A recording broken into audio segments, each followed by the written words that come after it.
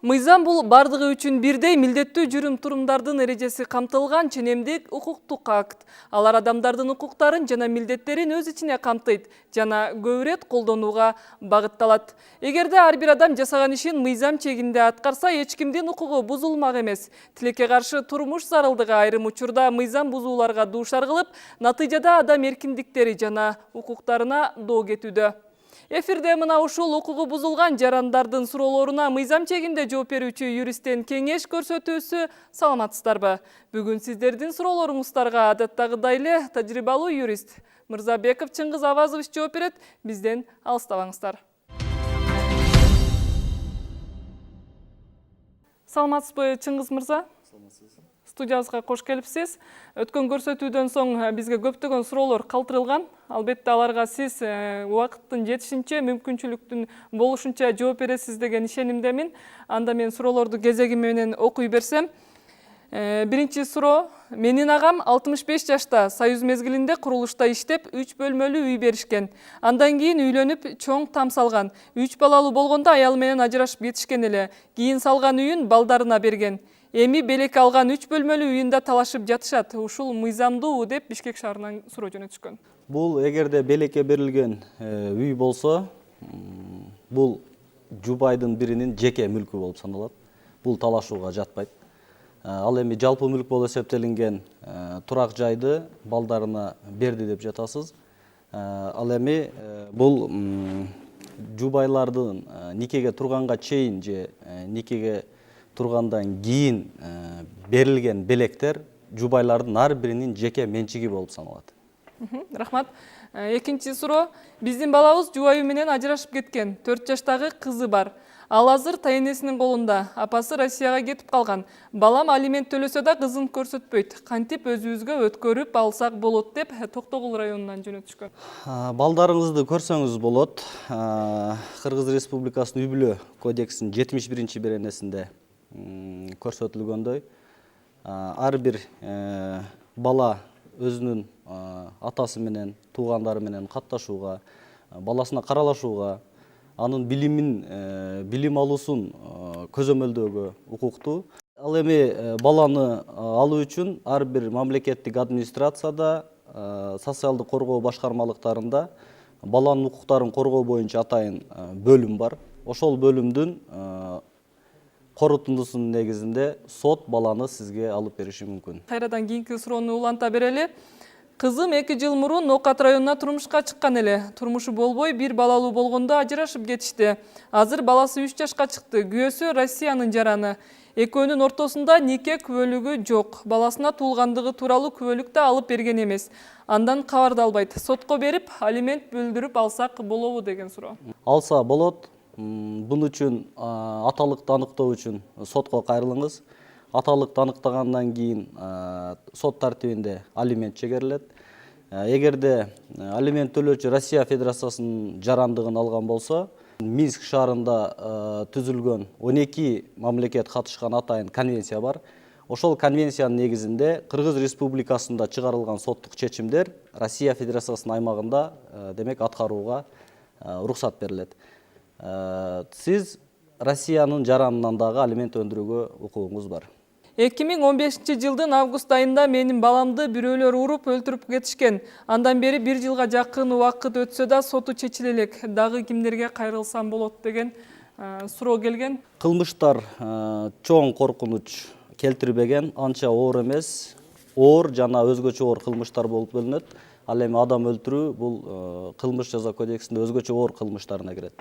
Ошондуктан бул иш боюнча кылдат иликтеп чыгуу талап кылынат. Ал эми тергөөнүн жана соттун өзүнө тиешелүү процессуалдык демек мөөнөттөрү белгиленген. Эгерде сиз соттун чыгарган чечимине наразы болсоңуз, жогорку турган соттук инстанцияга кайрылуу, апелляциялык тартипте кайрылуу укугуңуз бар. Рахмат. Кийинки суроо. Мен Россиядан келе жатканда кара тизмеге кирдим. 3 жылга чейин Россияга кирүүгө мүмкүн эмес деп колума кагаз беришкен. Бирок паспортумду текшертсем таза чыгып жатат. Ушундай да болобу деп Баткен облусунан жараны суроо жөнөткөн.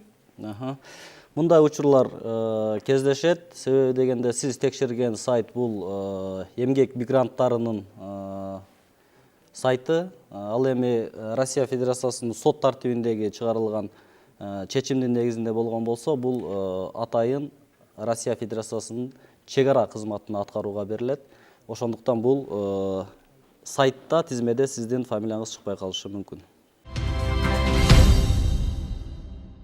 Ал эми биз көрсөтүүбүздү кайрадан уланта бермекчибиз. Кийинки суроону окуй кетейин. Менин жолдошум Кыргызстанда туулган. 1995-жылы учеттон чыгып Өзбекстанга кеткен. 2008-жылы мыйзамсыз жол менен келген. Өзбекстандан каттоодон чыгып келсе, канча жылда Кыргызстандын жарандыгын берет? Азыр 3 балабыз бар деген суроо. Эгерде күйөөңүздүн улуту кыргыз болсо, учеттон Өзбекстандан чыгып келсе, Кыргыз Республикасында кайрыман статусуна ээ болот 3 жылдык мөөнөткө. Ал эми жарандыкты алуу боюнча Кыргыз Республикасынын жарандык жөнүндөгү мыйзамына ылайык акыркы 5 жыл үзгүлтүксүз жашаган болсо, Кыргыз Республикасынын жарандыгы берилет же жарандыгы калыбына келтирилиши мүмкүн. Бул боюнча миграция бөлүмүнө арыз менен кайрылыңыз. Бардык документтер такталып бүткөндөн кийин 3 айдык мөөнөттүн ичинде маселеңиз чечилет. Кийинки суроо. Сиңдимдин каза болгонуна 5 ай болду. Уулу бизде. Ата-энем өздөрүнүн фамилиясын берип, кантип өткөрүп алса болот деген суроо. Баланы асырап алуу боюнча Кыргыз Республикасынын балдар жөнүндө кодексине ылайык сиз жашаган жер боюнча социалдык өнүктүрүү башкармалыгына кайрылсаңыз болот. Ал жерде үй бүлө жана балдардын укугун коргоо боюнча атайын комиссия карап чыгып, сотко кайрылууга милдеттүү. Жалал Абадта ломбардтарга 1-майдан баштап налог 9000 сомго көтөрүлдү деп салык кызматкерлери ооз-экип түрдө айтып кетишти. Так маалымат кайдан алабыз деген суроо. Так маалыматты салык кызматынан аласыздар. Ал эми сизге ооз-эки айткан болсо, бул боюнча тастыктоочу документти сураңыз. Ал эми Кыргыз Республикасынын салык кодексинин 351-беренесинде коэффициенттер каралган. Ал жерде калктын санына жараша бул демек көрсөткүчтөр өсүп турат.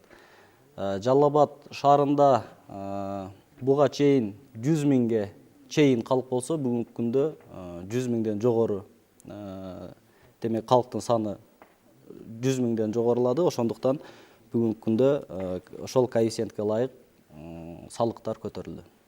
Менин атам апама айтпай нике күбөлүгүн буздуруп алыптыр. Ал кандай болот? Никени апаңызга айтпай буздуруп алуу бул мыйзам жол бербейт. Эгерде тараптар, жубайлар макулдашуусу боюнча арыз менен кайрылса, анда сот ажырашуу жүйөлөрүн териштирбей туруп чечим чыгарганга укуктуу. Ал эми жубайлардын бири каршы болгон учурда сот 3 айлык мөөнөткө жарашуу мөөнөтүн белгилейт.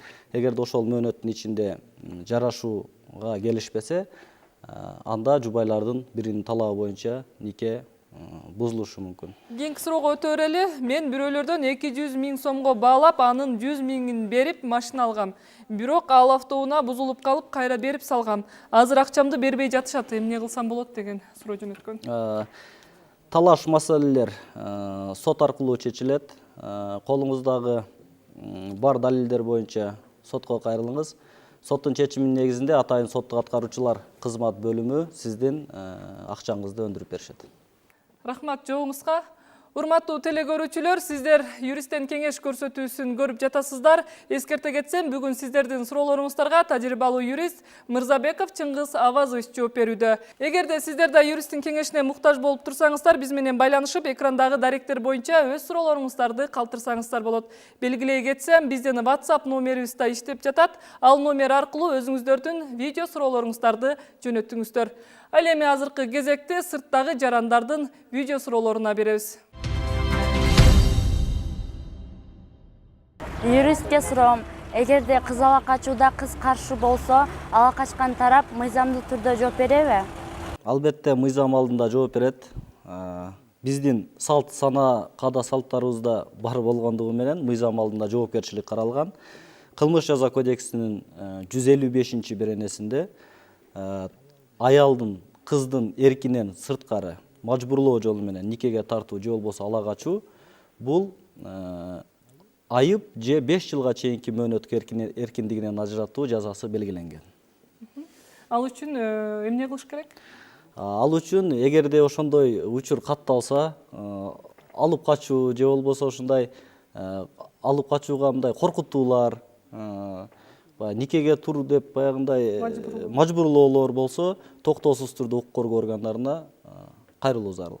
Саламатсыздарбы? Мен юриске суроом, автордук укук бузулган учурда кимдерге кайрылсак болот? Деги эле Кыргызстанда автордук укук корголобу? Кыргызстанда автордук укук корголот. Автордук укукту коргоо боюнча атайын мыйзам кабыл алынган. Аны көзөмөлдөөчү ыйгарым укуктуу орган Кыргыз патент. Ошондуктан автордук укугуңузду коргоо үчүн Кыргыз патентке кайрылсаңыз болот. Автордук укугу бузулган жарандар өзүңүздөргө тиешелүү жоопту уга алды деген ишенимдемин. Анда кайрадан кийинки суроону уга берели. Адамдын күнөөсү далилденбесе да кылмышка шектүү деп кармалып, аларга орой мамиле жасалгандыгы үчүн милиция кызматкерлерине жоопкерчилик барбы?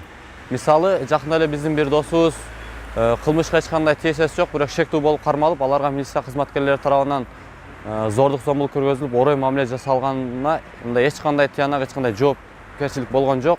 Ушуларга кандай жоопкерчиликтер бар, же алардын укугу корголобу же корголбойбу? Бул боюнча албетте жоопкерчилик каралган. Мыйзамдын алдында бардыгы бирдей, соттун алдында бардыгы бирдей. Соттун мыйзамдуу күчүнө кирген өкүмү болмоюнча эч ким күнөөлүү деп табылышы мүмкүн эмес. Ошондуктан эгерде мындай учурлар каттала турган болсо, көзөмөлдөөчү прокуратура органдарына кайрылуу укугуңуздар бар.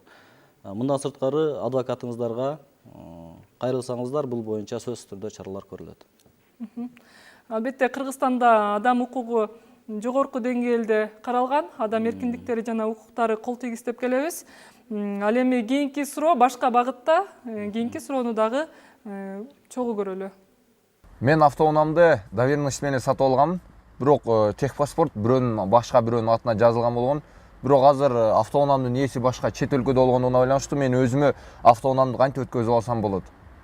Эгерде ишеним катты автоунааны сатуу укугу көрсөтүлбөгөн болсо, сиз сатып алгандыгыңыз боюнча тил каттын же болбосо келишимдин негизинде сатып алуу, сатуу келишимин анык деп табуу жөнүндө сотко кайрылуу укугуңуз бар. Ал эми бул жерде жараныбыз суроо берген.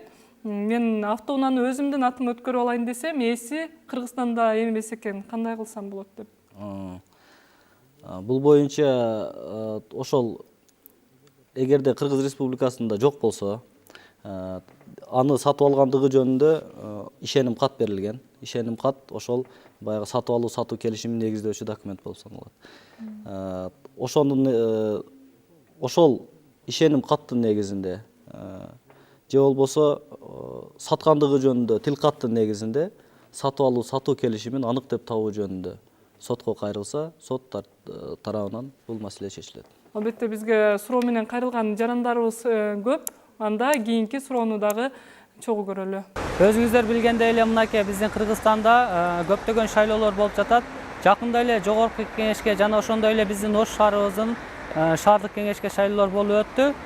Мынакей алдыда дагы айылдык кеңешке дагы депутаттыкка шайлоо болуп өтөт. Эми менин юриске суроом, деги эле биздин Кыргызстандагы шайлоо боюнча мыйзам иштейби, иштебейби? Менин көз карашым боюнча ар бир шайлоодо эле биздин элдин добушун акчага сатып алып жатышат. Буга сиздер кандай карайсыздар? Кыргызстанда шайлоо мыйзамдары иштейт. Кыргыз Республикасынын президентин, жогорку кеңешин, жергиликтүү кеңештин депутаттарын шайлоо жөнүндө атайын мыйзамдар бар. Ал эми бул мыйзамдын аткарылуусун борбордук шайлоо комиссия жүзөгө ашырат. Ал эми ушул таза шайлоо болбогондугу жөнүндө бир кандайдыр бир тастыктоочу документтериңиз болсо же бир фактыларыңыз болсо, 3 жумушчу күндүн ичинде ошол шайлоо участкасы турган жердеги сотко кайрылуу укугуңуз бар. Урматтуу телекөрүүчүлөр, эгерде сиздерде дагы мына ушул сыяктуу көйгөйлөр жаралып жаткан болсо, видео суроо аркылуу өз кайрылууларыңыздарды калтырсаңыздар болот. Ошондой эле кошумчалай кетсем, биздин WhatsApp номери аркылуу да видео суроолоруңуздарды жөнөтө аласыздар. Ал эми мен кайрадан суроолорду окуй берейин. Кийинки суроо: мен 2012 жылы үй алганмын. Үйесин таппай жүрөм. Өткөрөйүн десем, Россияга кетип калыптыр. Эми кантип өткөрүп алам деген. Кыргыз Республикасынын жарандык кодексинин демек 415 беренесине ылайык сатып алуу сатуу келишиминде биринчи тарап турак жайды менчик ээсине берүүгө, ал эми экинчи тарап ошол тиешелүү акчаны берүүгө милдеттенишет. Эгерде сиз турак жайды сатып алган болсоңуз, бул тууралуу тил катты же келишимди алып барып, сот тартибинде менчик ээси деп табуу жөнүндө, сатып алуу сатуу келишимин аныктап табуу жөнүндө өзүңүздүн далилдериңизди келтирип өткөрүп алсаңыз болот. Жооп түшүнүктүү болду окшойт. Кийинки суроо: менин келинчегим паспортун коюп, бирөөдөн 20 000 сом алган. Эми ал киши 50 000 сом сурап жатат. Сотко берем дейт. Эмне кылсак болот деген суроо. Эгер 20 000 сом алган болсо, бул 50 000 сом болбойт. 2013 жылдын 20 июнунда Кыргыз Республикасында сүткорлук ишти чектөө жөнүндө мыйзам кабыл алынган. Мыйзамга ылайык бүткүл мезгил үчүн кошуп эсептөөчү айыптардын жана туумдардын суммасы негизги сумманын 20%-ынан ашпоого тийиш. Демек 20 000 сомдун айып туумдары бул 4 000 сомду түзөт. Кайрадан мен суроолорду окууну уланта берейин. Мен өмүр бою 2 мектепте мугалим болуп иштеп, эми пенсияга чыгайын десем, соцфонддогулар үлүш жериңиздин налогун төксөңүз, анан чыгарабыз деп жатышат. Менин 2 иштеген жеринден соцфондко деп акча кармап калышчу. Ал акчалар кайда кетет деген суроо. Сиздин курактык жашыңыз жеткен болсо, эмгек стажыңыз жеткен болсо, сизге токтоосуз милдеттүү түрдө пенсияга чыгышыңыз керек. Ал эми бул жер үлүшүңүздүн налогтору, ал башка маселе. Ал сиздин пенсияга чыгышыңызга тоскоолдук кылбайт. Ал эми жарандык милдетибиз катары жер үлүштөрүнүн налогторун төлөшүбүз керек. Мен кайрадан телефон аркылуу келген суроолорду окуй берейин. Эч кандай себеби жок эле иштеген ишиңден алып кое алышабы? Бул албетте эмгек жаатына байланыштуу суроо экен. Сиздин кеңешиңиз? Эч кандай себеби жок иштен алып кое албайт. Эмгек кодексинин 83 беренесинде көрсөтүлгөн атайын себептер менен гана алынышы мүмкүн.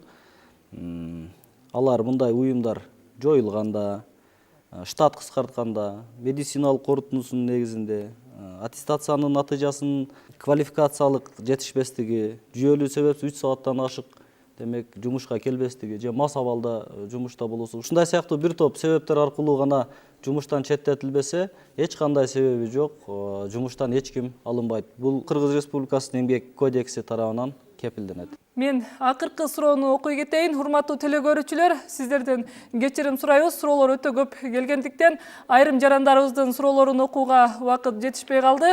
Акыркы суроо: биз 200 000 калың төлөп келин алганбыз. Бир жума жашап эле келинибиз кетип калды. Сот аркылуу калыңды кайтарып алсак болобу деген суроо. Бул боюнча тиешелүү далилдериңиз болсо, сотко кайрылуу укугуңуз бар.